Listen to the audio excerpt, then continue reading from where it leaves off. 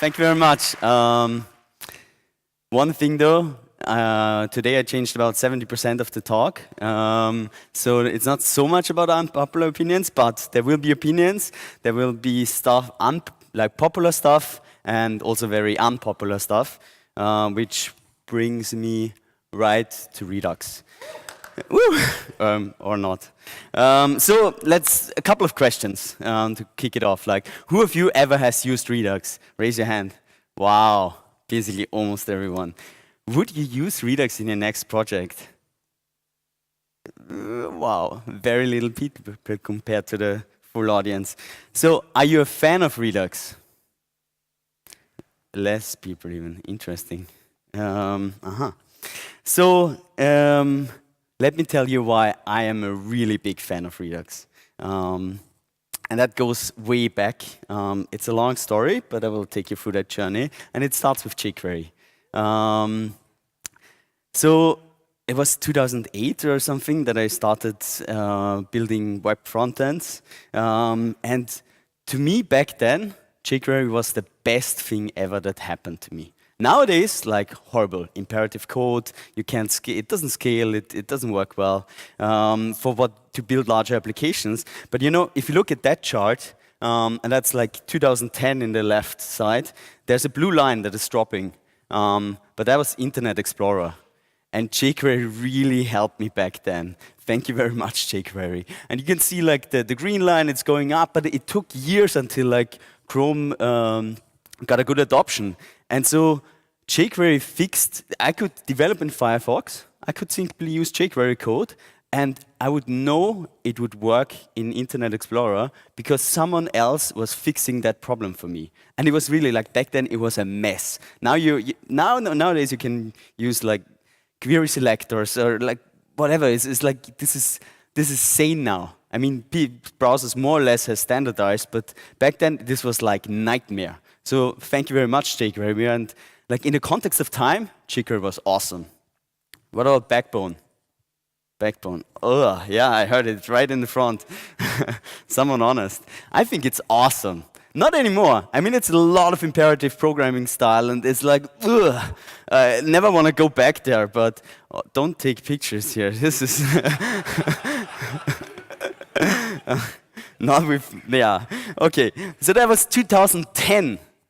People like, but why was it awesome? Because it was the first like framework that I found or used ever that had a model view presenter concept, and I could build applications, front-end applications in the same way. You know, we came from jQuery, and suddenly like you have models and you can structure views, and like, oh wow, now you can build actual applications that don't fall apart if you add one more line of code.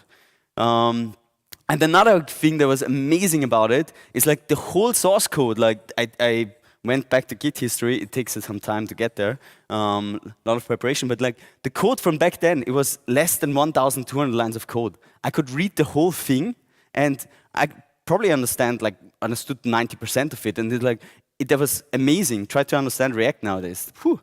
So that was like it was. Jeremy, the guy who built it, Jeremy Ashkenas, like for me back then, there was like in times of jQuery, that was an awesome innovation. So in the context of time, Backbone was a really good thing. Nowadays, nah, wouldn't use it. Web components, this thing rocked. That was actually me, 2013, giving a talk in Berlin. I was super nervous. One of my very first conference talks, like, phew.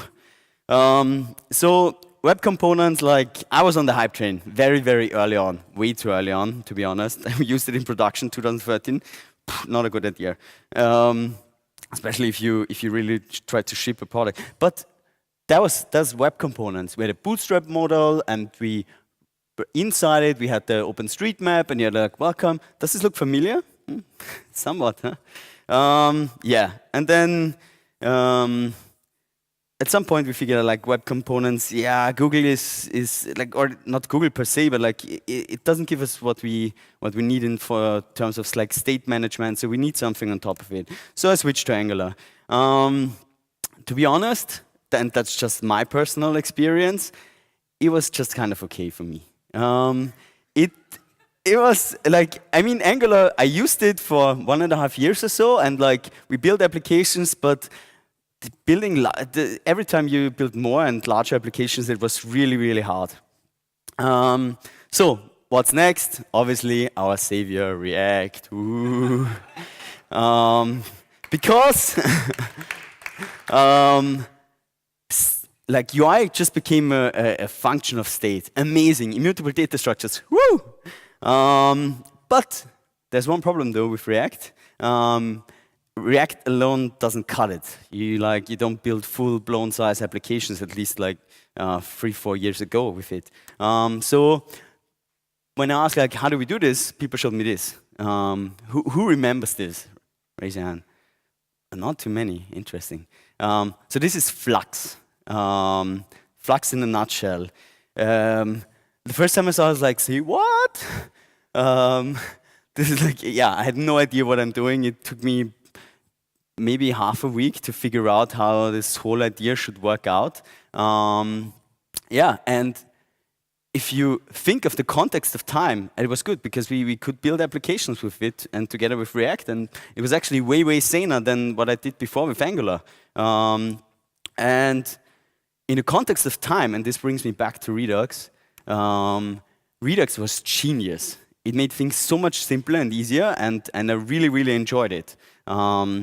Yeah, and I built some large applications that were really nice, and it worked. It simply worked.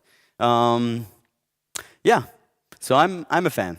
But we all agree at some point we want to move on. You know, too much boilerplate, effect management gets messy, all this kind of stuff. But before we do that, let's take. I actually have 3 lessons for you today. So the first one is like judge technology with the context of time. Do not hate on it. I mean, you can say like I wouldn't use it anymore, but if you think about the context of time, jQuery, Backbone, Angular, all of these things they were awesome. So Redux, we want to get rid of it. Let's burn it down. Woo! Yeah. How do we do that? npm uninstall. Obviously, this is like the first step. But you think it's that easy? No way. You have to get rid of Saga, Loop. You obviously needed multiple effect management libraries. Effects, Intel, React Redux, obviously, and Redux forms. I mean, who not? Good stuff is you will have plenty of space now on your hard drive for more Netflix shows. But what now? So where do we move now? Like, we get rid of Redux, but what do we need state management, so what do we do instead? MobX? Why not? Yeah, let's do it. Who of you actually would use MobX for the next project? Okay, couple of hands. Oh, are you sure? Cool. So, and like, honestly, I haven't tried it yet. Sorry, Michelle. I probably will at some point, but yeah. Well, let's see. I don't know yet. So what are people really excited about? What are the sexy things, the next state management that's coming along? Hooks and context. Oh yeah. Because we can store all our data in context. Awesome. And we can get the hooks we can use the hooks to get the data out. Cool. And we can use effect for state management, or not state management, to actually manage the effects. But is it really a good idea? Well, if we're gonna rewrite the production app that is used by 200,000 people today, maybe we should do a little bit of research of like, is it a good move? Like, what are the best practices? Well, like, how should we do this? How should we manage all that state and so on and so forth? What people really do? So you go look for best practices on Google. You find nothing. You maybe go to the GitHub issues in the React core, and there's some interesting findings there. And one of them that caught my eye was from James Long, and he's a person I genuinely respect. Like I learned a lot from him, like reading his blog posts and so on and so forth. So like the title, like really catchy one, but yeah, you got me.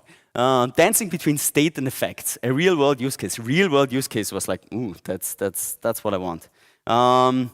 So it's a really, really long post. We're not gonna go through it. Read it. It's good. But in the end, like he gave a conclusion which is also really long. So I marked the part that I'm mostly interested about. It's like he talks about reducers and effects, and he basically says for reducers, like use reducer and so on, many use cases he feels like it's still too limited, and he talks about like the whole post is about like reducers versus callbacks and so on, and he talks about callbacks, but there's also a sentence where like, how dangerous is it? So like one of the people that I like generally respect and I like think they know a lot about architecture and software engineering, they're like, I'm not sure yet how to use this whole thing. That's very interesting, at least to me. So what to do now? Where do we take it from there? Let's go to Twitter. Obviously, we need to know more. We need to learn from the thought leaders. That's where the unpopular opinions come in. So for the ones who don't know it, on Twitter a couple of weeks back, as Sarah mentioned, unpopular opinions is like, so people posted popular and unpopular opinions on Twitter, tagged it unpopular opinions, and I don't know why, but if you don't get it, I don't either. That's fine.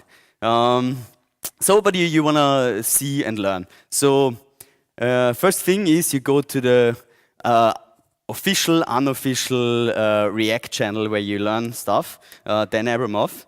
And the first thing you see is this here. I mean, you search through a timeline and go for the first unpopular opinion, which is that the Rails are better than Game of Thrones. Interesting. So, what are the Rails? That's the first question, probably. The Rails is a British comedy show. Yeah, looks not so exciting. And comparing it to Game of Thrones, I mean, sorry to say, but there are dragons, there are White Walkers, and the Rails have a dog. So what just happened here now is you first of all lost 5 minutes of your life at work Googling the Rails, figuring out what this is, and you lost a little bit of faith in Dan Abramov. But that's okay. And the thing that will happen afterwards is you're still going to watch all 4 seasons of the Rails because you want to know. And because it's Dan, obviously. So, and then you continue with your search on Twitter and you find Unpopular Opinions React.js Edition. Bring it on. Ooh, this is what we are looking for. First reply that you see is this one. React doesn't deprecate and delete things quickly enough. That's Sebastian Markbash. He's like the head of the React team. And your first reaction is like, yeah, we could shave off a couple of kilobytes from React. That sounds like a good idea. And second reaction, wow, what does this mean for my production app? Ooh. And then like your heart rate raises and you get really nervous. What he's saying that, is this really good? I think it's a really unpopular opinion, and I think it's an unpopular opinion for a good reason. And I hope it stays that way. So, can we learn something from here? Maybe not. Another one, famous Webpack guy. Synthetic eventing is a waste of over-abstraction that hurts userland bad times, about 15 to 30%. I want to see how he measured that, but let's see. It's actually wasted. And Dan Abramov agrees. And I think everyone I talk to also agrees. So why is it an unpopular opinion? I don't know. But anything to learn here? Like, yes, they actually like, they thinking about like removing it or like making it nicer or like reducing it, and okay, that's something interesting for the future. Doesn't help us with state management, but we'll see. The majority of logic people write in React is for data loading, and hooks makes it more confusing for people than classes. Ooh, interesting one. Hooks mentioned here. Suspense maybe should have come before hooks. Ooh, interesting. Does this change something for our whole idea of like hooks context? Maybe. The reply, one is harder than the other, Ryan. Well, good reason to ship the one before the other. But what can we take away from this? It's is like maybe suspense will have an impact on all of our like data loading, data fetching, and storing data somehow. Yeah, and then we get to another interesting one. I think the new context API was a little premature. Ooh, that's harsh. Without selectors, a sure way to bail out of updates and consuming multiple providers, it shouldn't have been greenlit. Now we have libs like Redux going back to subscribers in order to serve hooks, no hooks for React router, etc. And there's a super interesting reply here. It's like, I think the problem here is that the context API isn't meant as a catch-all solution. So maybe it's not for us. Let's see. It's meant primarily for relatively infrequent updates. Remember that sentence, infrequent updates. Would you prefer it didn't exist? No, good that it exists. For fast updates, you can still use subscriptions, which works for the same way as the legacy context. Awesome. Cool. So maybe we go deeper into context. And I want to do this by an example to demonstrate what he just said here. And we're going to try this now. We're going to use hooks and context in our application. So this is a chat app. On the left side, you basically have your list of friends, and the names would be there. On the right side, you have the history of like the one friend you're currently chatting with, and on top right, or like top is navigation with, top right, you have like that's your avatar. So we need basically 3 components, pretty simple, and we're going to use one store context. We put everything into one context. Yeah, and these 3 components, you see the colors on the left side, maybe not. Basically, I have the history, which is the red block. You have the sidebar, the blue block, and the navigation, the green block. And we can, in each of these blocks, we can basically use context, get out the data, and so on and so forth. Sounds like an interesting solution. What happens if we get a new message? The whole thing will re-render. Like one new message, your whole app will re-render. I mean, in general, it should be fine if components re-render, but reality is like, do you want to re-render your whole app when you get one new message? For this simple use case, it might be fine, but like the larger your applications grow, maybe not the best idea. So let me bail out. Well, he said in Twitter, in this Twitter reply, you can't. This was exactly what the guy is referring to. Like, you can't, if you use the use context hook, you can't bail out of the re-rendering in that part. And even like, if you want to know why, it basically kills composition for hooks. And if you can go, if you go to overreacted Dan's blog, you find this blog post why X isn't a hook, and it really explains well why they designed it intentionally not to allow you to bail out of a re-rendering if you use context. Are we lost? No, we can split it up. Next step. So we make simply 3 contexts. Me, friends context, and his stories context. Cool. What does this do? Basically, if only the history updates, that's pretty amazing. Only the history updates. That's nice. What if we change a user? Actually, like let's say I'm chatting with the red user here, and the red user changes the username. Obviously, we want to re-render both parts. There's one little gotcha, but we'll go in that later.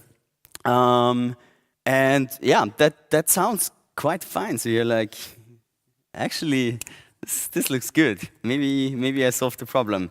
Let's think about like ahead of time. Two more features. Think like what would happen if we add more things and change things, because your apps they are not like. I mean, if you build applications that never change, congratulations, I want your job.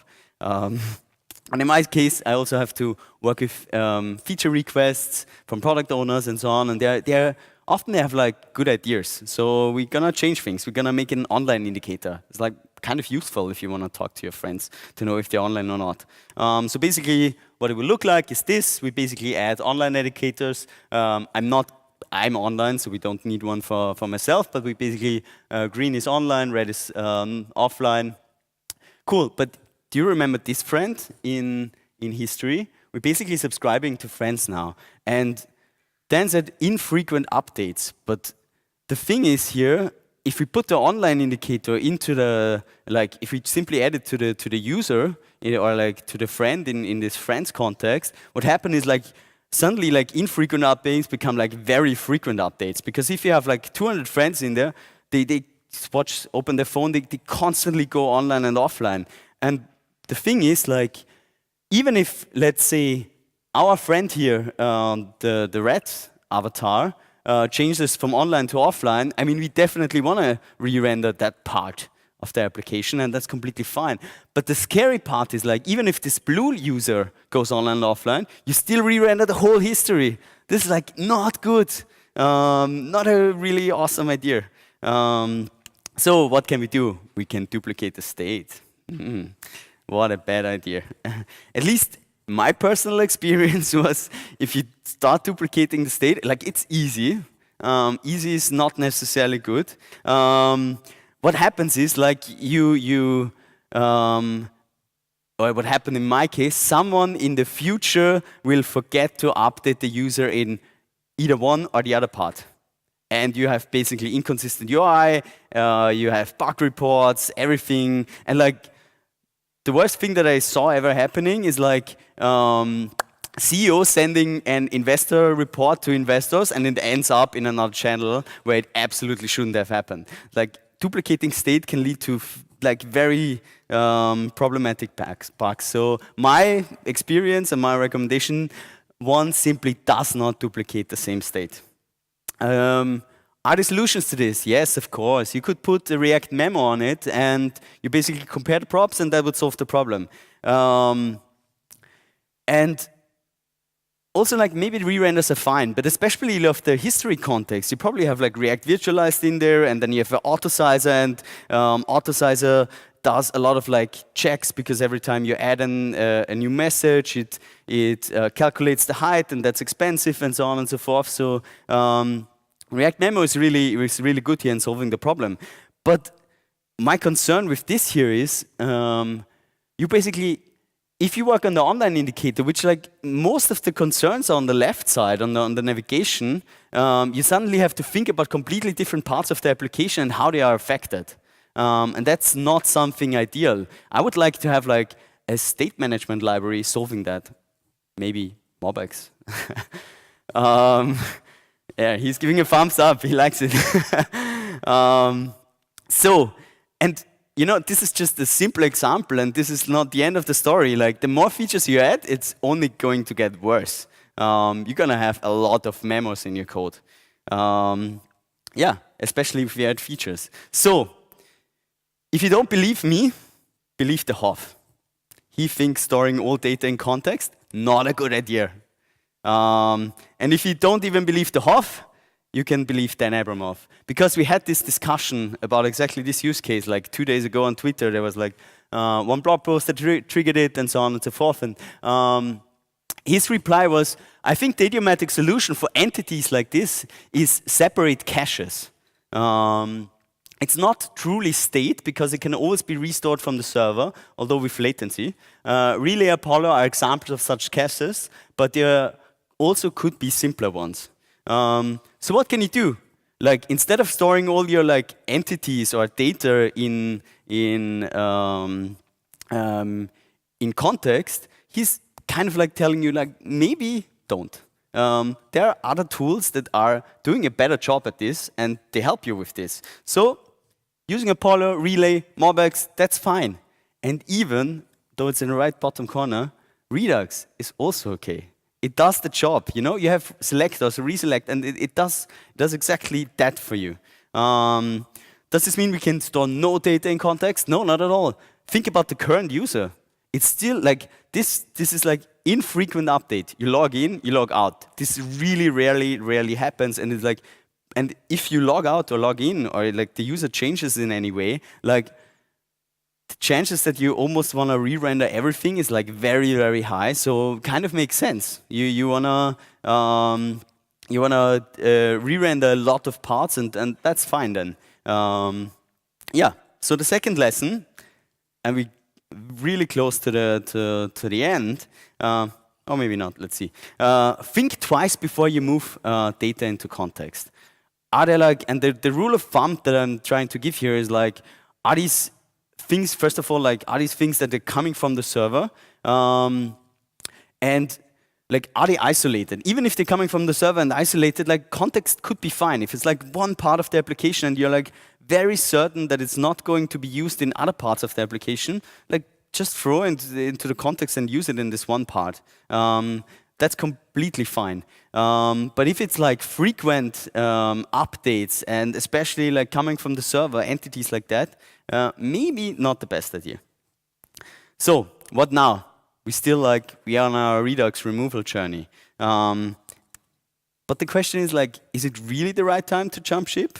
The alternative would be, I mean, if you look at the last sentence again, you can move to other things like, but some people don't have the luxury of using GraphQL yet. But he's also talking about there could be simpler cases, simpler ones. And I mean, the gist of it is like, think twice before you like jump on hooks, context, and all these kind of things if they really solve your problem and if it makes it easier or harder for you. Because I know Redux has a lot of boilerplate, and personally, like I have like no love for Redux here, but jumping ship right now might be not the best idea. You're gonna build yourself into a corner that you will have a hard time to come out of.